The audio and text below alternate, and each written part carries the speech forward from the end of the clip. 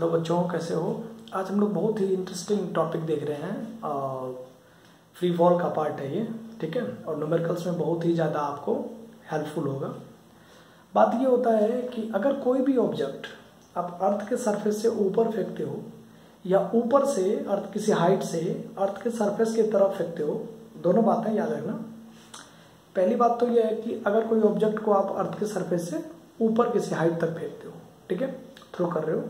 और दूसरा केस ये बनता है कि किसी हाइट से अर्थ के सरफेस के तरफ फेंकते हो किसी बॉडी को, उस सिचुएशन में उसकी वेलोसिटी क्या होगी या फिर टाइम क्या लगेगा। आज हम लोग उसी का चर्चा करने वाले हैं, ठीक है। चलो हम लोग देखते हैं equation of motion for free fall. तो यहाँ पर क्वेश्चन मार्क ये आता है कि यार equation of motion free fall के लिए बनेगा क्या, ठीक है ना। तो नॉर्मली ग्रेविटी पे डिपेंड करता है दोस्त, एकदम पूरा याद रखने की बात है। किस पर? ग्रेविटी पे। अब ये ग्रेविटी आपको पूरा कंप्लीटली आपको समझ में आनी चाहिए, और ग्रेविटी को और अच्छे से समझने के लिए आपको एक video lecture, previous video lecture है, आपको वो देखना पड़ेगा, ठीक है। चलिए बाकी हम लोग जहाँ तक कोशिश करेंगे जहाँ तक आपको समझाने की, ठीक है ना। अब हम बात कर रहे हैं, अगर मान लो किसी ऑब्जेक्ट को किसी हाइट से आप ड्रॉ करते हो। सपोज मान लो एक ऑब्जेक्ट है यहाँ पर, इसका मास m है, ठीक है दोस्त। अब ये अर्थ का सरफेस है, मान लीजिए इसको मान लेते हैं आप surface of earth, surface of earth, ठीक है सर। अगर देखिए अब मैं कहता हूं कोई भी एक m मास का ब्लॉक है और किसी हाइट पर क्या है, ये सपोज ये इस तरह से रुका हुआ है, ठीक है। अब यहां से इसकी जो हाइट है दोस्त, ये हाइट आपका बन रहा है कितना, ये मान लो h, ठीक है। h हाइट पर ये ऑब्जेक्ट क्या है, रुका हुआ है, रेस्ट में है। अच्छा, ऐसा तो नहीं है कहीं आसमान से टपका है, कहीं ना कहीं ऑब्जेक्ट रेस्ट में होगा। On that situation we can take the value of initial velocity is 0, ठीक है। अब देखिए इस सिचुएशन में क्या होगा, इनिशियल वेलोसिटी आपका होगा 0, ठीक है। आपने हाइट लिया। अब होता क्या है कि जो मोशन का डायरेक्शन है वो वर्टिकली डाउनवर्ड है, जो मोशन का डायरेक्शन है वो क्या है, वर्टिकली डाउनवर्ड है। और वर्टिकली डाउनवर्ड है, on that situation we can take the value of small g, that means acceleration due to gravity is always taken as positive. Clear है?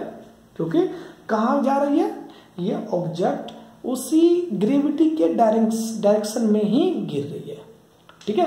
तो हमने आपको स्टेटमेंट भी लिख दिया है कि when an object is just dropped from a height h above the surface of the earth, the initial velocity u of the object is 0।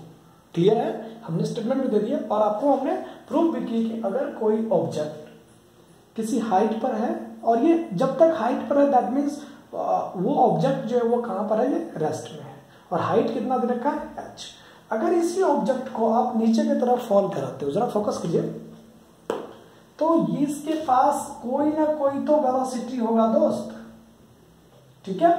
कोई ना कोई वेलोसिटी होगा, कहां तक, इस अर्थ के सरफेस तक आने तक, ये अर्थ के सरफेस तक पहुंचने तक कोई ना कोई इसके पास वेलोसिटी होगी, ठीक है।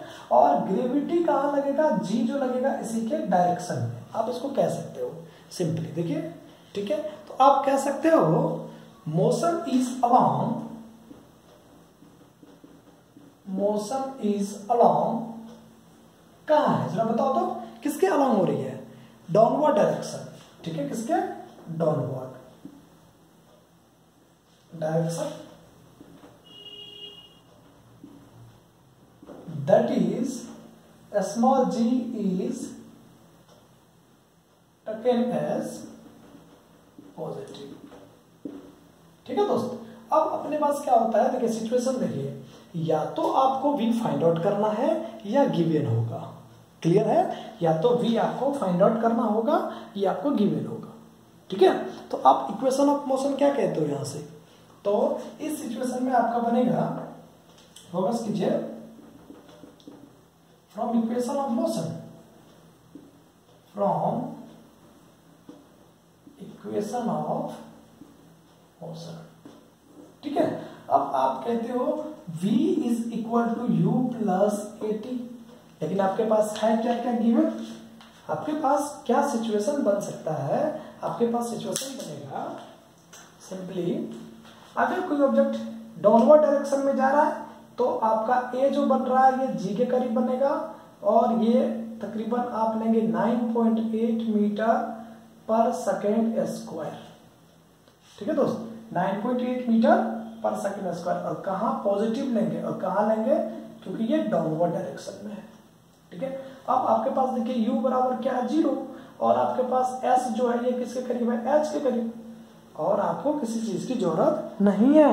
अब जरा फोकस कीजिए, यहाँ से v is equal to 0 plus a की वैल्यू कितना लेंगे सर, g और इंटू t, तो v किसके करीब बन गया, gt, ये v बन गया gt के करीब। ठीक है, और आपको चाहिए क्या, आपको चाहिए time.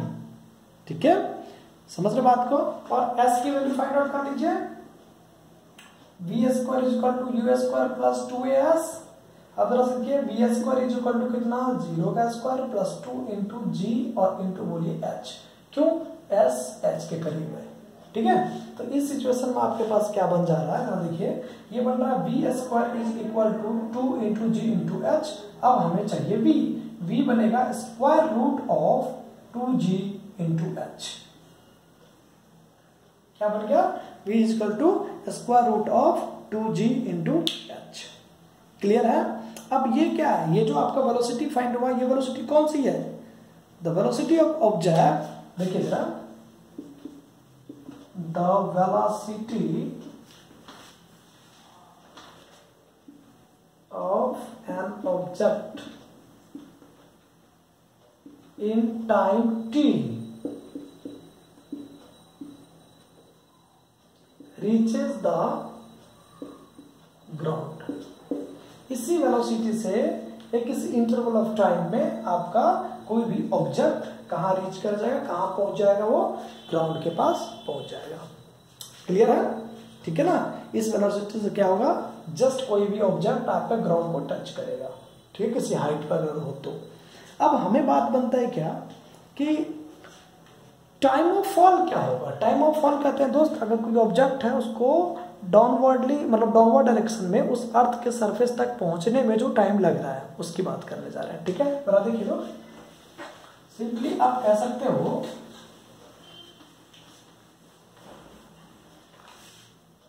s is equal to ut plus half AT square, और s जो है ये किसके करीब है दोस्त, h के करीब, a जो है आपका g के करीब, और जो आपके सामने u है ये 0 है।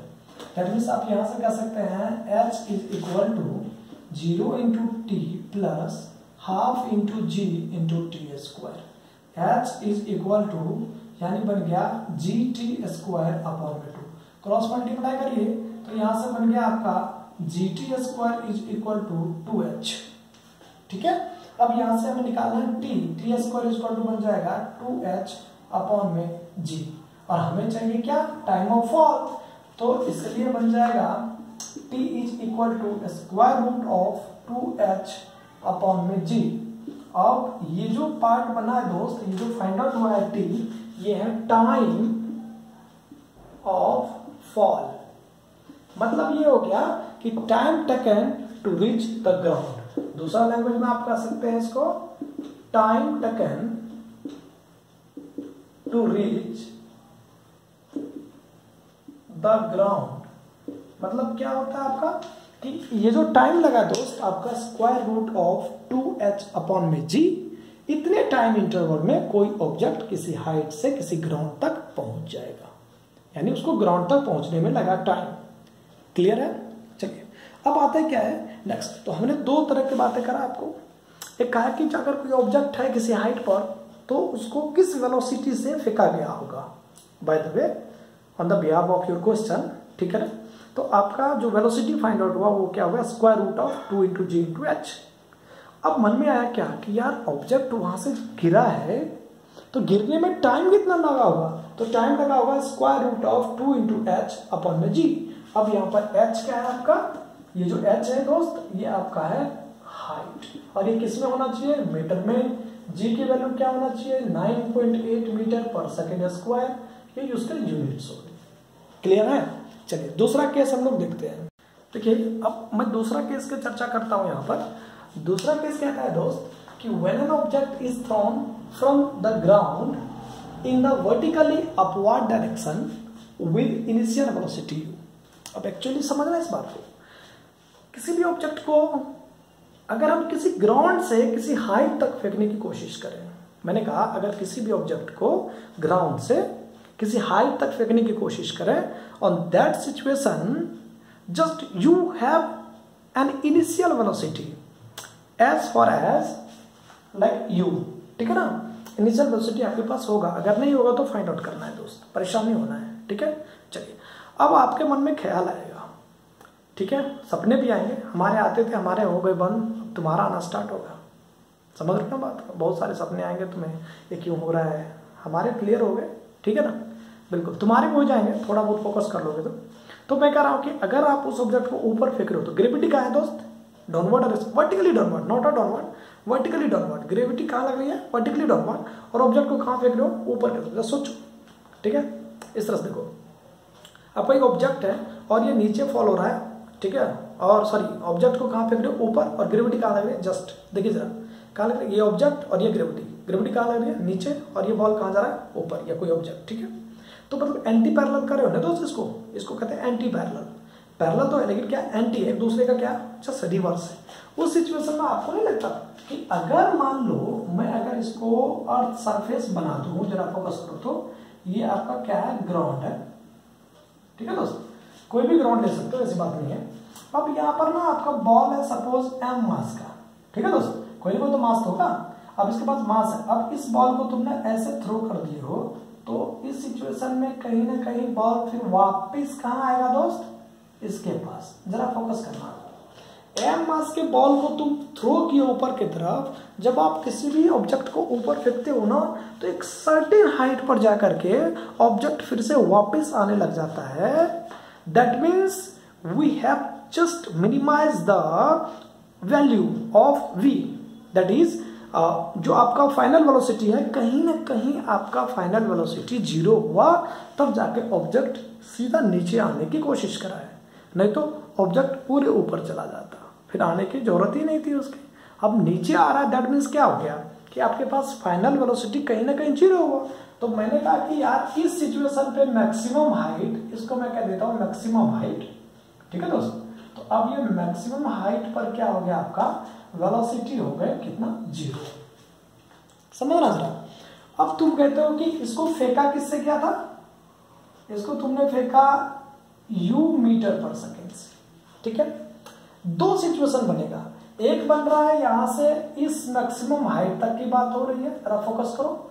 तो हाइट, एक मैक्सिमम हाइट तक जब तक वेलोसिटी 0 हुई थी, इसको बोलते हैं time of ascent, time of ascent, यानी इसका नाम ले लेता हूं मैं t1, ठीक है दोस्त। और वेलोसिटी 0 होने के बाद जो ग्राउंड तक आने में टाइम लगा, उसको कहते हैं दोस्त टाइम ऑफ डिसेंट, यानी इसका नाम मैंने दे दिया t2। फिर से सुनो, यानी एक ऑब्जेक्ट को जब आप ऊपर की तरफ वर्टिकली अपवर्ड डायरेक्शन में थ्रो किए हो, on that situation at a certain height the final velocity becomes 0 of an object. That means on that situation we can take the time of ascent of an object, मतलब पहुंचने तक लगा, उसके बाद फिर से जब 0 हुआ फिर नीचे आने की कोशिश करा, उसको बोलते टाइम ऑफ डिसेंट, यानी हमने कर दिया t2। क्लियर है। चलिए अब मन में एक ख्याल और आएगा, यार ये एंटी पैरेलल है, ग्रेविटी कहाँ जाएगी। तो दोस्त इस सिचुएशन में आपका फाइनल वेलोसिटी हो जाएगा 0, ठीक है। अब यहाँ पर एक्सेलरेशन जो बनेगा ये -g के करीब बनेगा, g मीटर पर सेकेंड स्क्वायर के करीब। क्यों, क्योंकि ये ऊपर की तरफ जा रहा है, यानी ग्रेविटी के अगेंस्ट। हम यहां से लिख सकते हैं gravity against of gravity, against of gravity. Clear है दोस्त। चलिए अब आपके पास s किसके करीब है दोस्त, h के करीब। तो यहां से आप निकाल सकते हैं सिंपली फ्रस्ट्रेशन ऑफ मोशन कर लीजिए।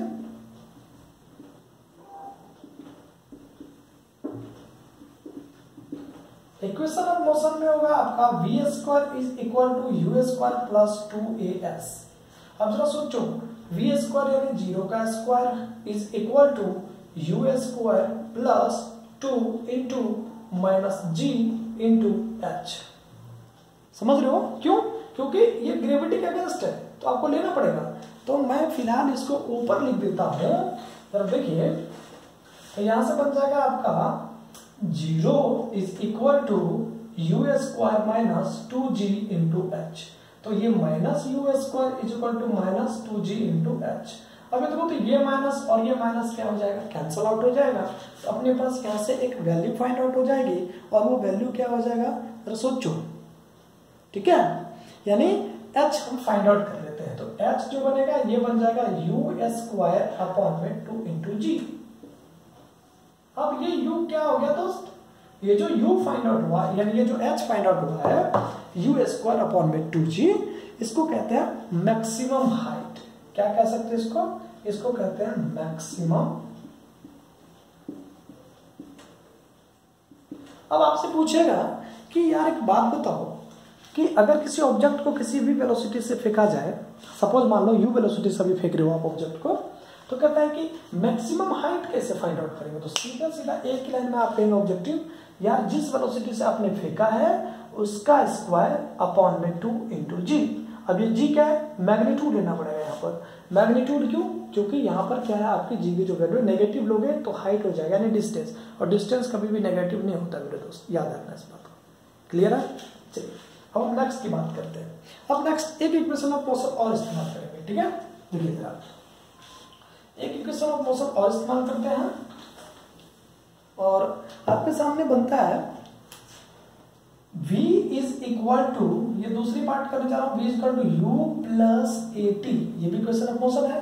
तो आप कहते हो 0 is equal to u plus a होता है आपके सामने माइनस g और इंटू बनेगा t। तो ये बनेगा माइनस u। सिंपली देखिए 0 इज इक्वल टू u और माइनस होगा gt। अब इसको आप सिंप्लीफाई कर लीजिए with the help of your mathematical term, then u is equal to minus gt। तो ये और ये माइनस कैंसिल आउट हो जाएगा। तो यहाँ से t जो बनेगा दोस्त ये बन जाएगा u अपॉन में g। अब इसको हम कहते हैं time of accent, time of accent, ठीक है दोस्त। यानी आपके साथ कितना निकल गया, ये बन गया t1। यानी इस टाइम में ऑब्जेक्ट एक मैक्सिमम हाइट को टच कर लिया होगा। इस हाइट पर ऑब्जेक्ट क्या कर दिया, मैक्सिमम हाइट को टच कर दिया, ठीक है। यानी इसको लिख सकते हैं time of ascent that is in this time, that is in this time object reaches at maximum height, ठीक है दोस्तों। इस टाइम पे ऑब्जेक्ट कहां पे पहुंच गया होगा, मैक्सिमम हाइट पे। अब आपके मन में ख्याल आएगा सर टोटल टाइम कैसे फाइंड आउट करूं, टोटल टाइम कैसे फाइंड आउट करोगे। तो टोटल टाइम कैसे फाइंड आउट करोगे, जब ग्राउंड तक वापस आने की बात कर रहे हैं हम। चलो फोकस करो। इससे थर्ड थिंग्स है total time when the object reaches to the ground against gravity, ठीक है दोस्त। क्यों, क्योंकि यहां पर जब आप थ्रो किए थे उस सिचुएशन में ग्रेविटी का अगेंस्ट था और यहां पर आया तो ग्रेविटी के साथ आया। तो यहां से बनेगा t is equal to time of ascent plus time of descent. तो यहां से हम कह सकते हैं t is equal to t1 plus t2, ठीक है दोस्त। अब यहां से t किसके करीब बनेगा, u बाय g, और वही बनेगा u बाय g, ठीक है। तो ये क्या बन गया 2u अपॉन में g।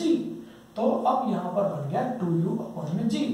यानी इस टाइम में ऑब्जेक्ट वापस ऊपर से नीचे तक आ जाएगा, ठीक है, मैक्सिमम हाइट तक जाने में।